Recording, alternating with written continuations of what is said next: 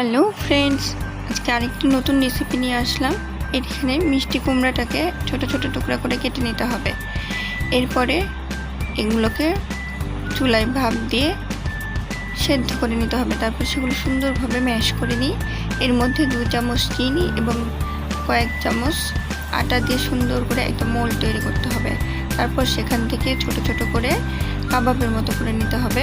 এবার একটা বলে পানি নিয়ে সেখানে কাবাব এর মতো যে মোলগুলো হয়েছে সেগুলো ভিজিয়ে ব্রেড ক্রাম্বে মাখিয়ে এগুলো গরম তেলে ভেজে নেব। দেখুন কি সুন্দর দেখাচ্ছে এবং এটা খুবই হেলদি স্ন্যাক্স, বাচ্চা এবং বড় সবাই পছন্দ করবে।